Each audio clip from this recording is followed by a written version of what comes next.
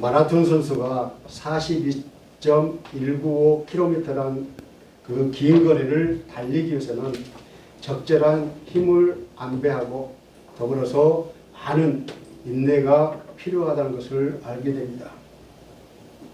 우리 인생도 그렇습니다. 아름다운 가치와 진실한 의미를 추구하며 살아가려는 사람들에게도 더더욱 그렇습니다. 특히 이 세상을 살아가면서 하나님 나라의 영광과 부활의 완성을 대망하는 그리스도인들에게는 많은 고군분투가 필요하다는 것입니다. 그래서 고진감래라는 말이 있지 않습니까? 오늘 본문에서는 부활의 영광을 위하여 그리스도인들이 이 세상에서 어떻게 살아야 하는지를 우리에게 가르쳐주고 있습니다. 고린도전서 15장은 부활장으로서 부활의 교리가 빈틈없이 정계 입증함으로써 사도 바울이 치밀한 논리성과 조직력이 유감없이 발휘된 것입니다. 그리고 오늘 우리가 읽은 본문은 부활에 관한 논의를 결론에 해당되는 부분으로서 부활의 승리를 장려한 문체를 노래하면서 어떠한 상황 속에서도 우리가 주의 일에 더욱더 힘써야 할 것을 당부하는 내용입니다.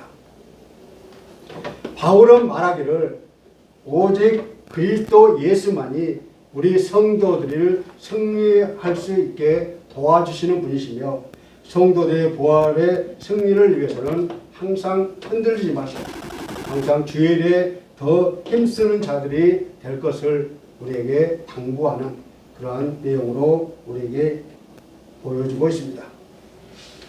아울러 혈과 육으로는 하나님 나라의 유업을 이어받을 수 없다는 것입니다. 그래서 이제 본문을 좀 더 자세히 살펴보면서 우리 성도들이 부활을 통해서 어떠한 삶을 살아야 우리가 정말 하나님의 자녀로 살 수 있는지 함께 살펴보면서 은혜 받기를 원합니다. 첫 번째로 혈과 육은 하나님의 나라를 유업으로 받을 수 없습니다. 영광을 대망하며 살아가는 그리스도인들에게는 죽을 수밖에 없는 인간의 육체적인 요인으로는 성취될 수 없는 것을 바울은 우리에게 말하고 있습니다. 본문 50절을 다 같이 읽습니다. 50절입니다. 시작. 형제들아 내가 이것을 말하노니 혈과 육은 하나님 나라를 이어받을 수 없고 또한 썩는 것은 썩지 아니하는 것으로 유업을 받지 못하느니라. 아멘. 바울이 우리에게 부활에 필요한 이유는 하나님 나라를 유업으로 받기 위해서라고 말합니다. 부활이 성도들에게 필요한 이유는 하나님이 다시 오실 때, 주님이 이 땅에 다시 오실 때 무너지게 될 이 땅에서 잘 살기 위함이 아니라 영원한 하나님 나라를 우리가 이어받기 위해서입니다. 혈과 육은 죽을 수밖에 없는 육의 몸을 가리키고 있습니다. 바울이 여기서 밝히고자 하는 중요한 사실은 하나님의 나라와 땅의 것과 양립할 수 없다는 것을 우리에게 보여주고 있습니다. 따라서 이 세상에서나 어울리는 육체를 가지고는 하나님 나라에서의 삶을 영위할 수 없다는 것입니다. 그러므로 육체가 완전히 썩어서 없어지고 새 몸을 입어야 한다는 그 불가피성을 우리에게 보여주고 있습니다. 이 세상은 썩을 운명을 가지고 있으나 하나님 나라는 썩지 않는다는 것입니다. 여기서 썩을 것은 곧 육의 몸이며 이것으로는 부활 후의 세상에서 살지 못한다는 것입니다. 결국 하나님 나라의 유업을 받기 위해서는 육의 몸이 아니라 영의 몸을 입어야 하며 그러기 위해서는 반드시 부활이 있어야 한다는 것입니다.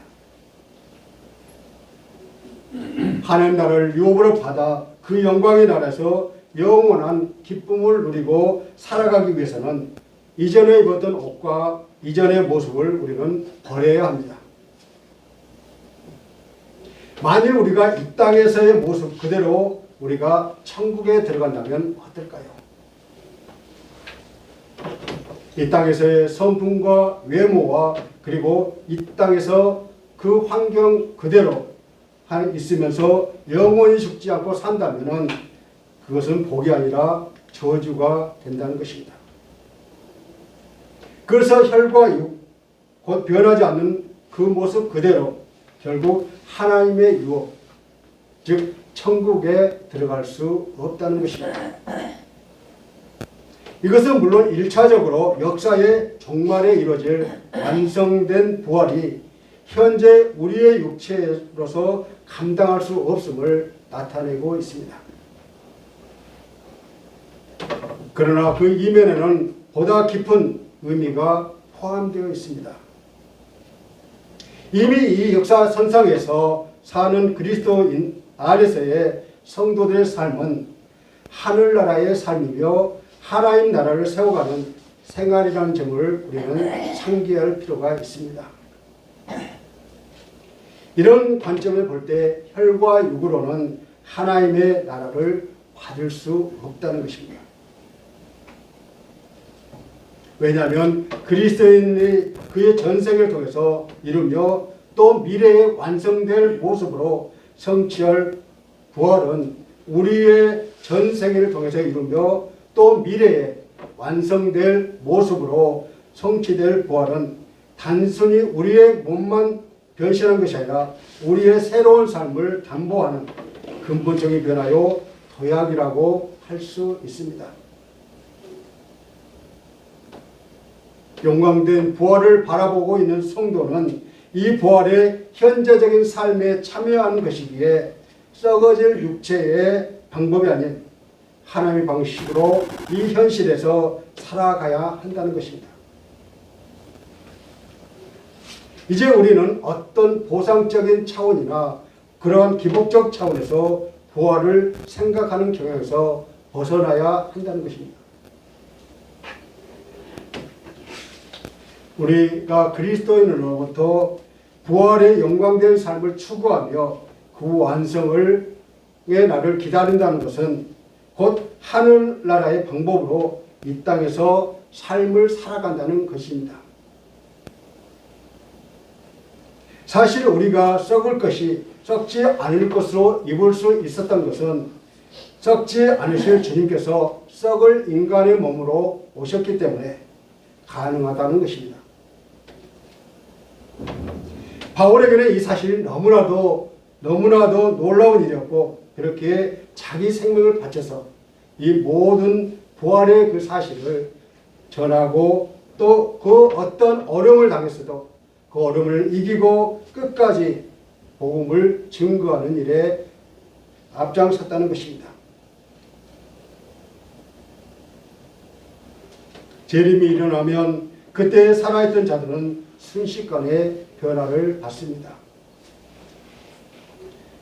죽음을 경험하지 않은 사람들은 그 몸에 썩을 것들이 아직 썩지 않는 그런 상태이지만 예수님이 오시면 그 썩을 것들은 다 사라지고 변화된다는 것입니다. 또한 죽은 자들은 이미 썩을 것은 다 썩어버렸기 때문에 썩지 아니할 것으로 다시 살아나게 된다는 것입니다. 바울의 이런 가르침을 통해서 영원히 사는 것이 아니라 재림의 때에 안전하고 새로운 몸을 얻게 된다는 사실을 강조하고 있습니다. 두 번째로 주 예수 그리스도만이 성도에게 승리를 주십니다. 그러면 어떻게 그런 새로운 차원의 삶, 즉 부활의 삶을 우리가 살아갈 수 있을까요? 사도 바울은 이에 대해서 오직 한 가지 길만 있다고 강한 어조로 말하고 있습니다.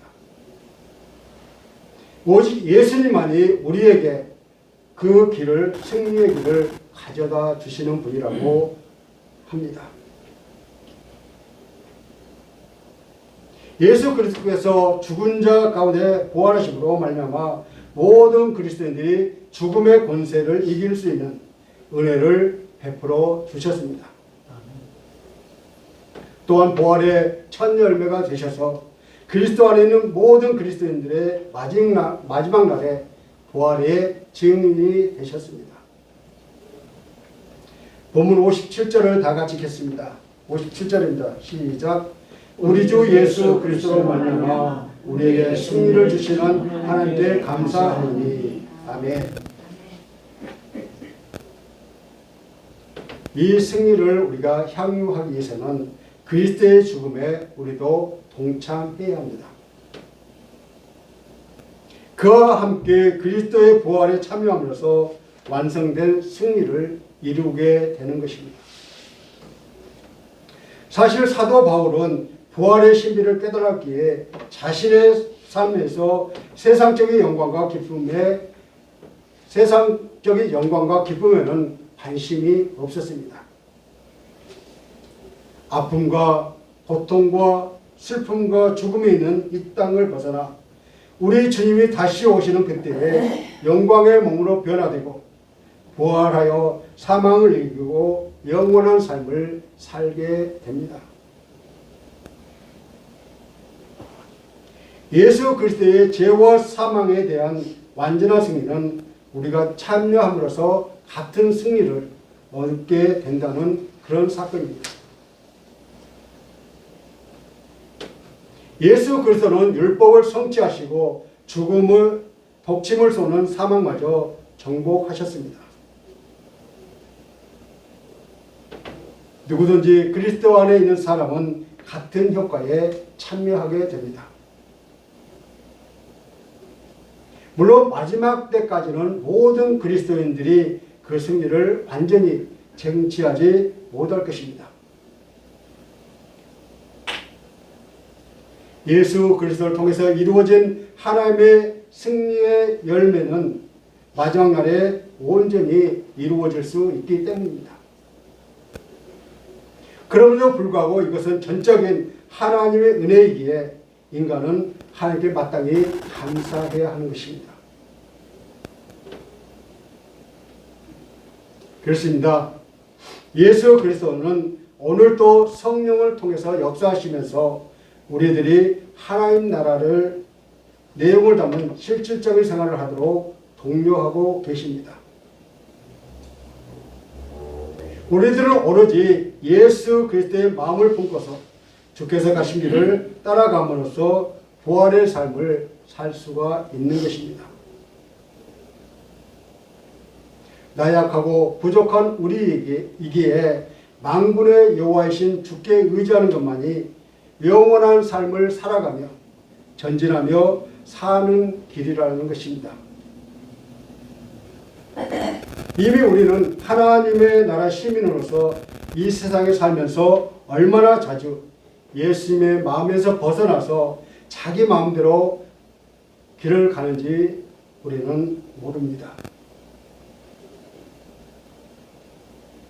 이는 실로 우리 주님께서 기뻐하시지 않는 것입니다. 부활의 삶을 완성하는 길은 오직 예수 그리스도의 길을 따라가는 것입니다. 이런 점에서 현대를 사는 그리스도인들은 많은 점에서 뼈아픈 그러한 자기 성찰과 비판을 가해야 합니다. 왜냐하면 적어도 성도들에게는 하나님 나라에 걸맞는 실질적인 내용의 삶을 살아가고 세워야 할 근본적인 의무와 책임이 부과되었기 때문입니다. 세 번째로 흔들리지 말며 주의 일을 힘써야 합니다. 사도 바울은 이제 부활을 바라보는 성도들이 소망을 잃지 않고 살아야 한다고 마지막으로 당부하고 있습니다. 왜냐하면 비록 완전하지 아니할지라도 이미 성도들은 부활의 영광에 참여하는 그런 삶을 지금 여기까지 우리가 살아왔기 때문입니다. 부활이 있으므로 현재의 우리의 수고가 헛되지 않는 것입니다. 어차피 죽어서 없어질 것이라면 헛된 것이겠지만 우리가 행한 모든 것이 결국 다시 부활했을 때 그대로 남아있기 때문이라고 우리에게 이야기하고 있습니다. 그래서 우리는 최선을 다하여 주님의 일에 집중해야 합니다. 성경에서 말하고 있는 부활의 약속은 우리를 현재 세계에서 분리시키는 것이 아니라 오히려 현재 세계로 돌아가게 하고 현재 삶에서 우리의 몸이 주님께 순종하고 주님께 영광을 돌리게 만든다는 것입니다. 그렇기 때문에 이 땅에서의 삶의 거룩한 지침을 우리에게 주셨습니다. 본문 28절을 다 같이 읽겠습니다. 58절입니다. 시작. 그러므로 내 사랑하는 형제들아 견실하며 흔들리지 말고 항상 주의 속 힘쓰는 자들이 되라. 이는 너희 수고가 주 안에서 헛되지 않은 줄 압니다. 아멘. 이 공면의 말씀은 지금 부활의 신앙에서 흔들리고 있는 고린도 교회 교인들에게 참으로 적절한 말씀입니다. 그들은 기독교 핵심인 부활에 대해서 확신을 갖지 못하고 아주 쉽게 동요되었기 때문입니다. 여기서 중안에서는 주를 위해 한 일들의 유익에 대한 보증이 그리스도 자신에게 있음을 말해주고 있습니다. 이미 하늘나라의 소망으로 살아가는 자라면 더욱 그 소망에 확신을 가지고 흔들리지 않는 삶으로 매진하라는 것입니다.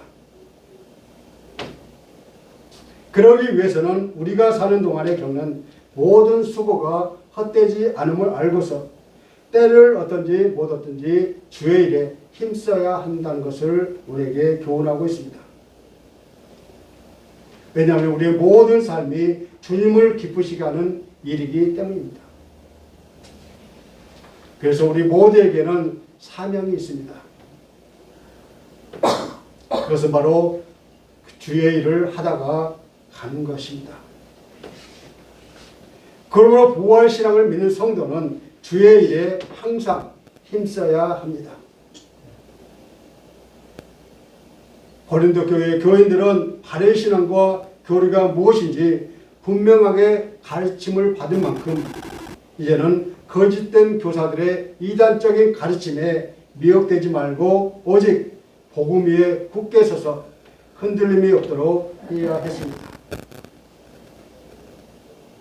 여기서 바울이 말하고자 하는 것, 핵심적인 이치가 차지한 것 하나는 그리스도의 몸된 교회를 일으켜 세우는 일에 충실하라고, 헌신하라고 하고 있습니다.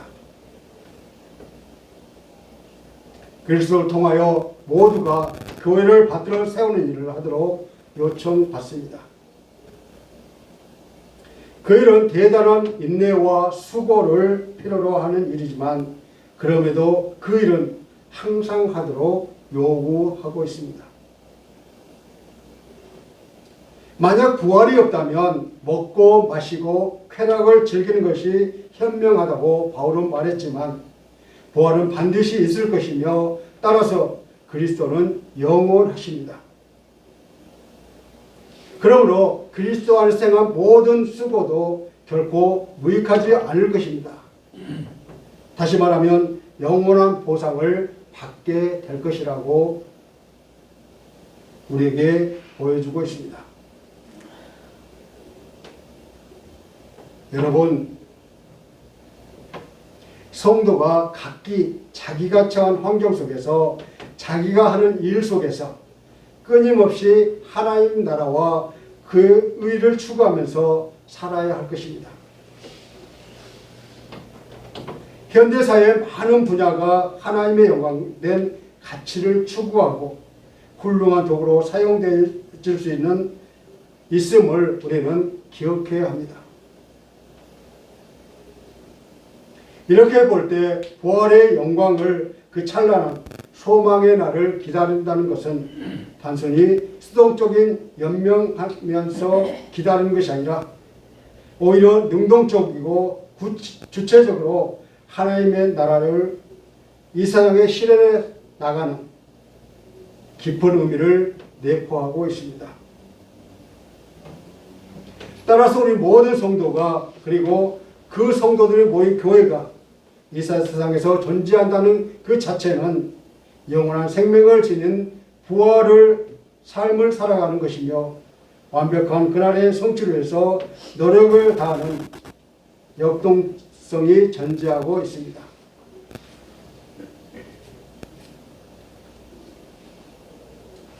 사랑하는 성도 여러분, 부활 신앙이 아니라면 우리는 굳이 이 생에서의 삶은 큰 의미를 두지 않아도 됩니다.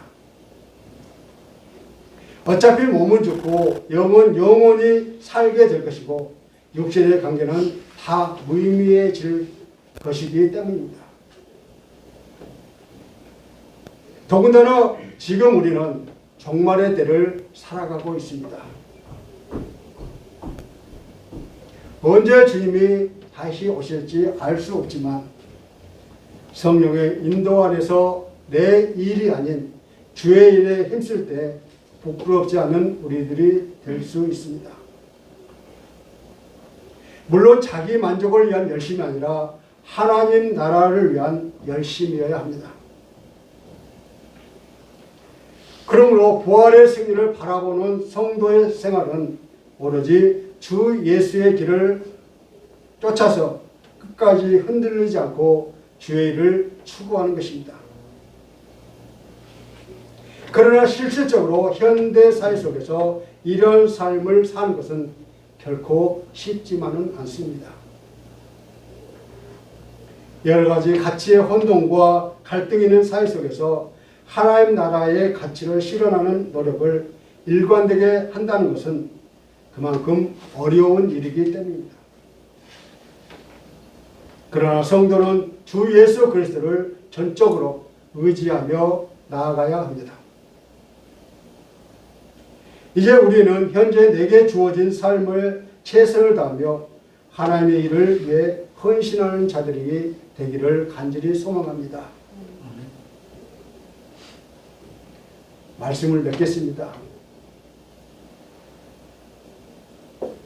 우리의 몸이 부활의 몸으로 변화될 때 모든 것이 변화되게 됩니다.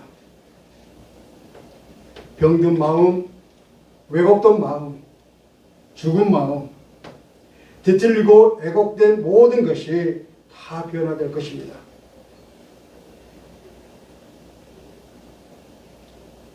영원하고 빛 가운데 있는 하늘나라의 삶이 그러할 것입니다.